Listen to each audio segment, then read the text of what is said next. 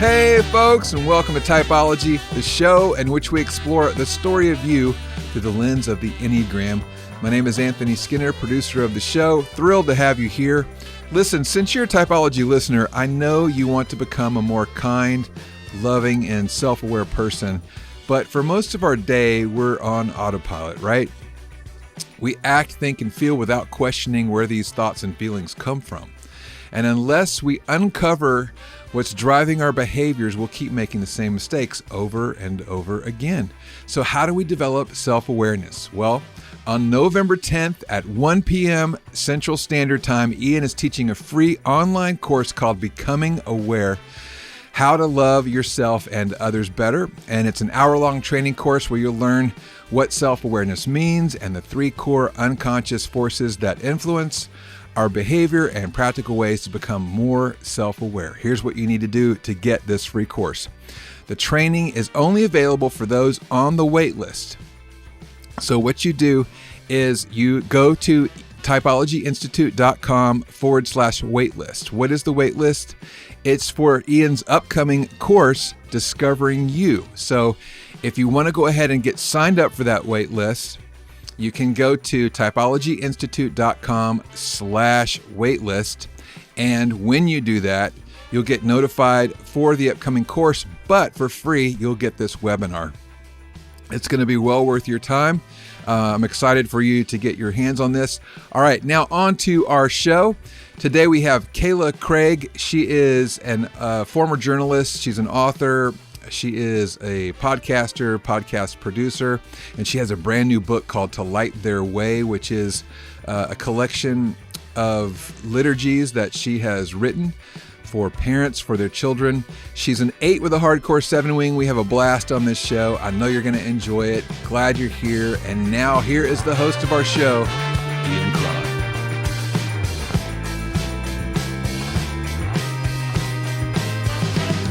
Kayla Craig, Enneagram 8 with a 7 wing, author of To Light Their Way, a collection of liturgies for parents. Welcome to Typology. Woo woo! I'm so excited to be here. Thank you. Yeah, we're excited too. You are a social 8, and we're going to explore that together because you are the counter type of 8s. Do you know what that means, counter type? Yes, but not as well as you do. Well, I don't know, but let me, for the sake of our listeners, maybe just explore that a little bit with you. So we have 3 8s, obviously. We have 1-to-1 8s, we have self-preservation 8s, we have social 8s. As is the case with all numbers, there is always one that is the upside down counter type. Okay? This is why it's so important for people to know subtypes, because this type looks nothing like an 8 in some ways, right? Yes. In fact, this type can sometimes be misidentified with a 2, which blows people's minds because they're like, how could any 8, regardless of subtype, be mistaken with a 2? But this type, the social 8, can be, all right? So now the signifier, the name that's given to social 8s, do you know what it is, Anthony? Oh, I should know this and I don't. All right, it's solidarity. Solidarity, Yep. okay. Yep. Solidarity, Yeah. that's what Naranjo called them. And because they're the counter type, they represent the contradiction of the 8, right? Here's why. 8s typically move against social norms, okay? But the social 8 is also oriented toward protection and nurturing and loyalty, right? Those are big themes for the social 8, right? So the way that they express lust and aggression is in service to other people, okay?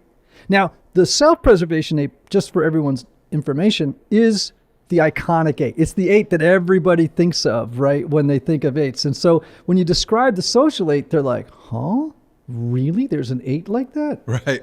You know what I mean? And Yes. later on, maybe just a little teaser here, we're going to talk about the 1-to-1 8 because it plays into today's podcast. Yes, it does. It does indeed. So social 8s are actually very sensitive to feeling out situations in which people are being oppressed or exploited or marginalized by others who hold more power. Right? You're nodding your head. Does this sound like I'm nodding like I can't do it enough. Yes. That's okay. Me. That's 100% me. And So this makes sense because a lot of your friends say you can't be an 8 because you look like nothing like an 8 that I know. Yes. So they're like, well, this person is an 8 and you don't have the same personality as this person. So there's no way. And then it gets in your head because then I start thinking, am I? And that's what subtypes really help with, right? Which is accounting for why people of the same type can look so very different. Yep. Right? Yes. So when people are having trouble identifying their type, sometimes I go look at the subtypes. Because there you're going to get a nuanced picture of the different expressions of possibly your particular type. So this 8 tends to be more laid back, tends to be a little bit less angry or less explosive with anger, right? It's not as sparky, it doesn't come up super fast for this type. And they tend to rebel in ways that aren't as obvious as it is in the case of self-pres 8s. Hey, let's talk about that because she just smiled. Yeah, let's talk about it. Go for it, Kayla. I'm talking too much, but I'm just trying to lay the groundwork here. I love it. I like to think that I'm like quietly subversive. Yes. And really like in my solidarity with others. So in my writing, in my life, even, it's like I have that quiet subversiveness where I might not like, fight you at the dinner table, but I am going to be working in the background to take the whole system down. I love that. We will never have Kayla over for dinner. It would be so easy to take my system down. Well, wait a minute. Where'd Kayla go? Hide the china. I'm so seen right now. Gosh, that is so funny. Hey, I have a question for you. Do you collect things?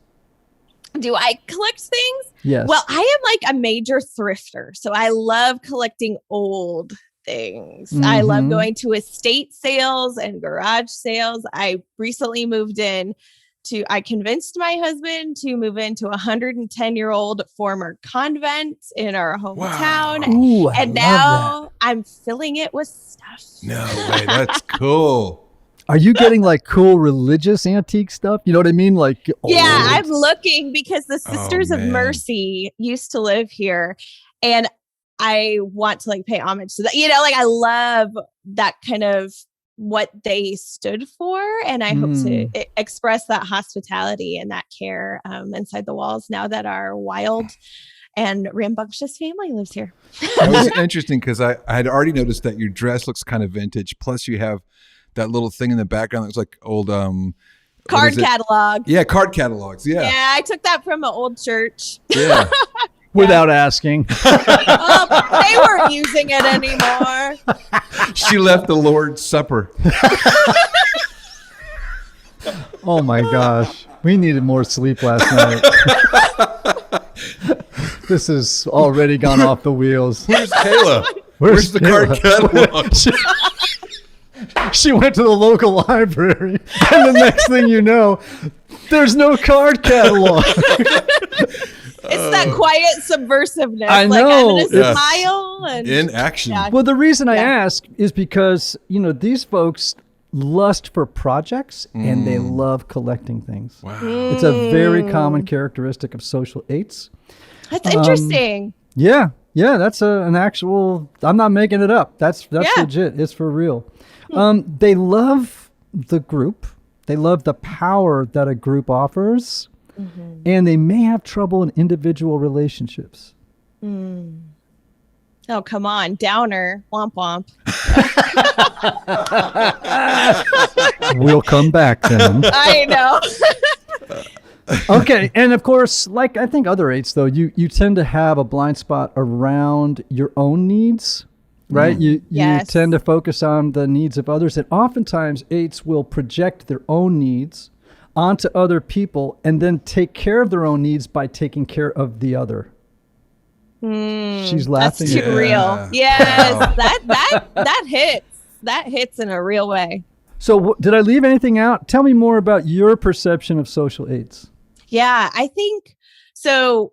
So many people had told me, I don't think you're an 8. Are you sure you're an 8? That I started to get really into my own head. And I think at certain points in my life, I thought I was every single number under the sun, trying to figure out, who am I? What are those core like vulnerabilities, those core needs, those core desires beyond the like Instagram memes that everybody is sharing? Please don't mention them. I know. We around here just cringe at most of them. They're so unhelpful, and they really are. So anyway, I started reading Beatrice Chestnut's work, trying to dive deeper and deeper into that. And when I read about the subtypes and I read about the social and specifically how that affects females, it was like a light bulb moment. Wow. Like, there it is. That is me. And she talked about how, we can make ourselves big when we need to, and we stand up and stand with somebody who does not have the power, who is marginalized, who is oppressed. But then there was an interview with a woman, and it was like, she goes into a room and she shuts the door and she cries. Cause it's like, I don't like doing that. I will do it, because if I don't do it and I'm not seeing anybody else do it, what's going to happen? But I still feel things like super deeply, have a lot of emotion. And I'm not looking to just like fight to have a fight. I'm looking to do what needs to be done to stand up for somebody. That comes out a lot in my mothering too. And what you said about like that nurturing aspect, but then also like giving somebody what you need, I think hits really close to my heart. Which is interesting too, because when you describe that social 8, it also sounds like an 8 moving to 2 in security, right? Doesn't a 2 do some of that? Yeah. They do, and oftentimes social 8s get confused with 2s. Yeah, as I mentioned earlier. Yeah, but that unconscious motivation is so different. Right. Yeah. Right. The underlying motivation. 8s. A 2 really wants to be liked, and I'm not saying that a social 8 doesn't want to be liked, but it's not driving. I mean, it's like that is not I'm at the okay. forefront. Like, ultimately, if you don't like me, that's gonna happen. If you all can't see her facial, that was the perfect meme. We're using it. Yeah. We're going to meme world now. My mom is like, your face is very expressive. I'm like, for better or for worse, because my husband is a pastor, and so sometimes it's like what I'm thinking, and somebody's telling me something is right there. There's no mystery. Yeah. Out the window goes the stereotype of the pastor's wife. That's right. Yeah. Kind, demure, bringing a casserole. So speaking of your pastor husband, do you want to address that at all? Yeah. So this is fascinating. You're a social 8 with a 7 wing. Your husband is a 1-to-1-8 with a 7 wing. What on earth is that dynamic like? My goodness. Just want to know. You know what? It's so... I hesitate to say this because every relationship is different, but for us, it's very natural. It's very easy. I feel like often our energy is met with each other and we can relax. Like we're very relaxed. We're also like ready to go and like kind of be empire builders together in whatever it is that we're doing, especially when it comes to our family or our neighborhood or our community. But when it comes to like our interpersonal relationship with each other, it seems to be like a deep exhale for both of us. We also met very young. And so in a lot of ways, we have grown up together and kind of deconstructed, reconstructed, learned who we are beyond our families of origins. We've done all of this side by side. So I think it has really helped. Like we haven't like branched out and then tried to merge together. Not that I would necessarily like recommend, marrying young, but for us, I think we learned who we are deep on a soul level alongside each other. All right. Now, we've just kind of done a psychological examination of 8s. So when you say soul level, as an 8, describe the soul of an 8. Oh, so I think so tender, The soul of 8 is so tender, so, for me, nurturing, ready to rise up to defend the weak, to bolster those who need it. And I think the soul of the 8, at least for me, my soul, I really resonate with the tenderness of God. And and I also resonate with Jesus flipping tables, but for me, I like to picture myself as a child being comforted. So much in scripture, we see God as father, and also God as mother. And that imagery to my soul feels very healing. And I, of course, I also love the more like stereotypical, like stand up to the powers when you need to, but for a soul connection, I feel like knowing that I am a child being taken care of by a parent is so powerful. What's so fascinating to me about your answer is this: you use the word child. I feel like a child. That sort of characterizes maybe the interior atmosphere of your spirit, your soul. And of course, what do we believe to be true about children? That they're innocent. And the virtue that all 8s have to move toward as part of their transformational journey is to move from lust to innocence. Right? Wow. So Yeah. it's the recovery really of the inner child who at some point learned that this is a might makes right world. You got to be tough, whatever it is. It may be genetics, but I also think it's environmental. And so part of it is, how can I reclaim the innocent child who has a fundamental trust that there is someone else taking care of them, and therefore they don't have to have their own back all the time. They can just trust and play on the ground. You know what I'm saying? Yes. And not take care of the world. And so what I hear you saying is that embedded in you is the virtue of your type that needs to be reclaimed, and you've touched it a bit. That's beautiful. that is meaningful to me, because it is like, as a mother, I see the love I have for my own kids and how that expands into really children everywhere. And then I think, wow, if God has that love for me, then like, I don't have to have the world on my shoulders. I don't have to control everything, because God is like holding me, or God has the love of a nursing mother, like, how beautiful. Okay. You have 4 kids. I do. 2 of whom have special needs. Yes. 2 8 parents. Parents who like to protect the marginalized, those who are, I don't want to say weaker, but who have vulnerabilities. Right? Yeah. Sounds like a natural fit. What are the challenges?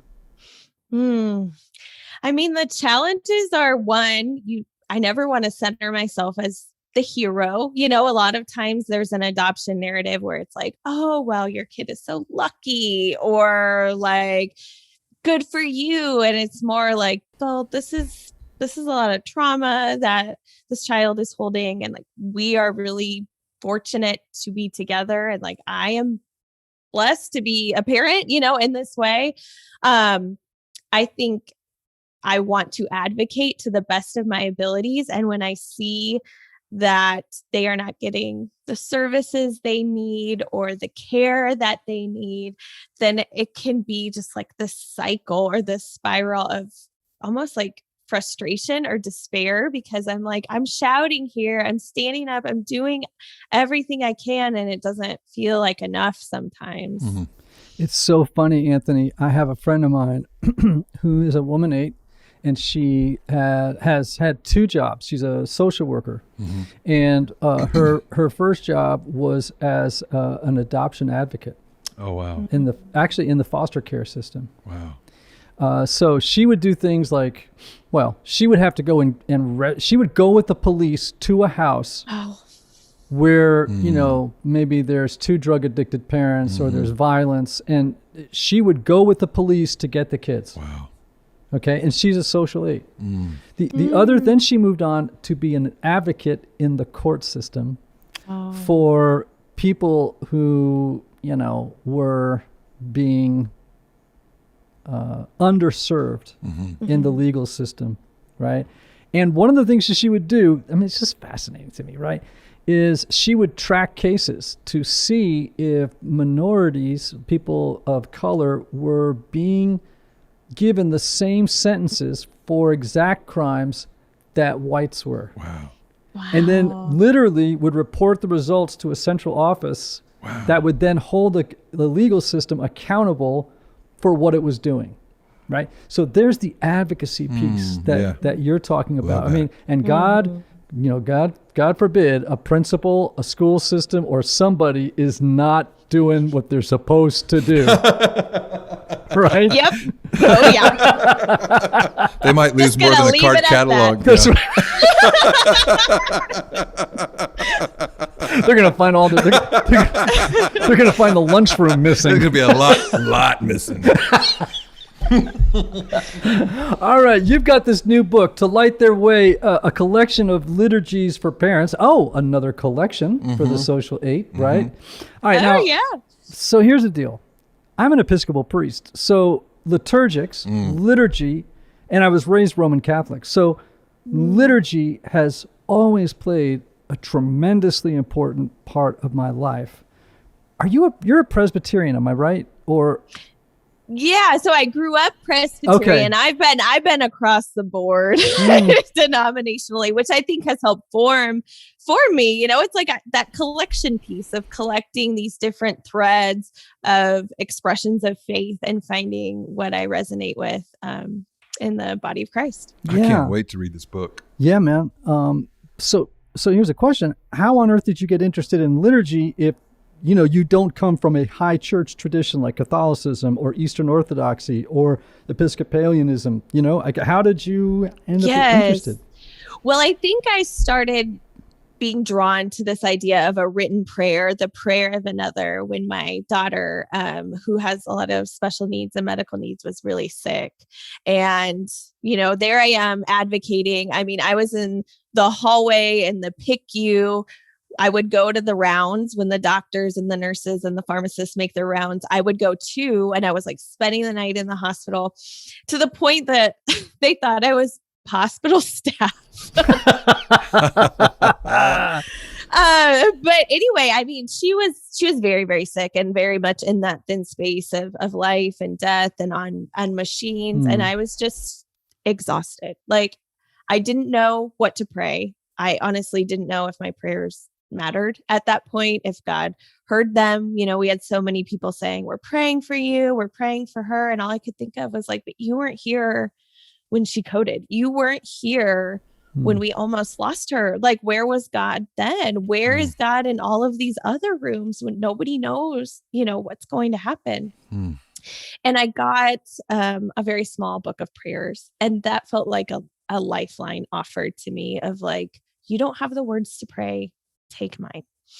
And so coming through that experience and still wrestling very much with my own prayer of why hasn't God answered my prayer about her walking? Why hasn't God answered my prayer about her being able to talk? Being able to hold on to something very tangible and knowing that somebody else has prayed this prayer, somebody else has walked through the fire and might still be walking through the fire. And yet there is that little glimmer of hope, that little seed that's like, God really is who God says God is enough for me. And so as I've been praying for my own kids, trying to pray for them to love God and love their neighbor as themselves, right? So it's like praying for them to love God, praying for them to love neighbor, and praying that they would love themselves means so much to me. And so I thought, well, maybe I will start. I'm a writer. My background is in journalism.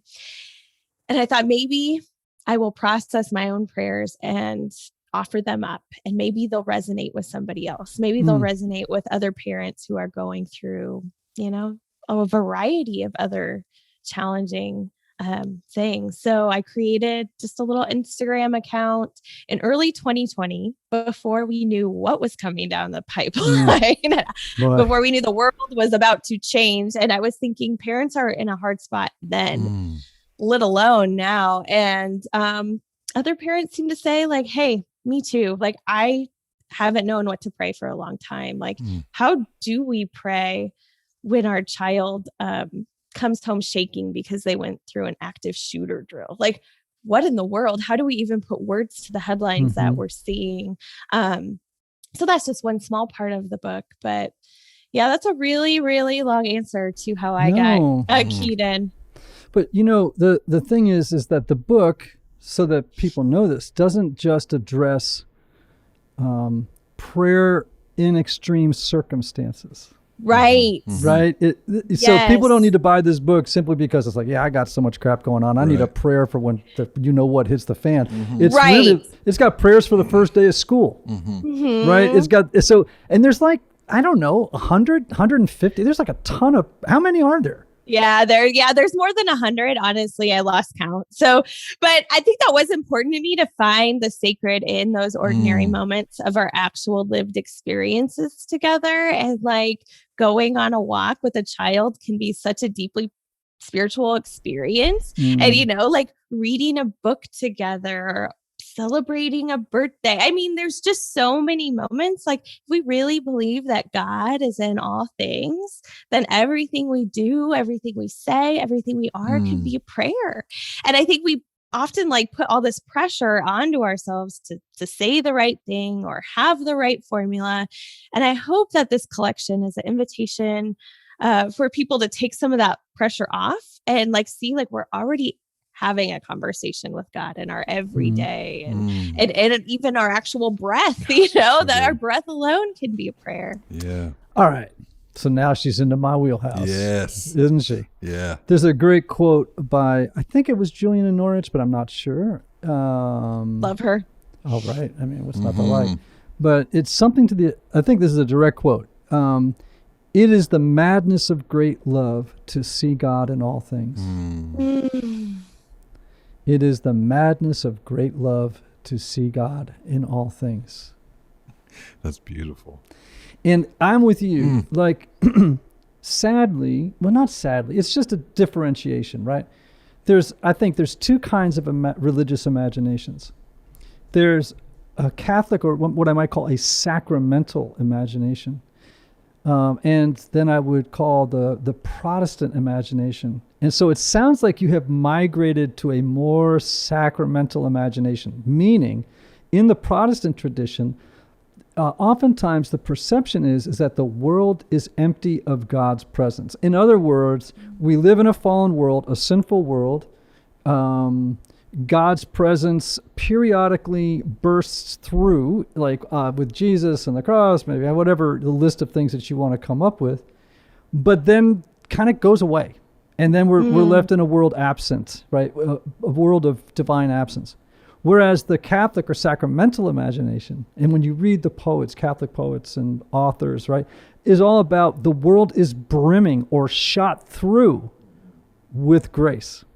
Yes, when I hear that, I get goosebumps. Yeah, I love that. And I think about Walter Brueggemann and his prophetic imagination and this kingdom breaking in right now. And we get to see that. We get to see that in the way, my 3-year-old looks at a rainbow, or like when I see, a neighbor's friend like load up their like shoddy car to drive off to college, and like they're brimming with this new hope and this new beginning. I mean, I really feel like God is all around us.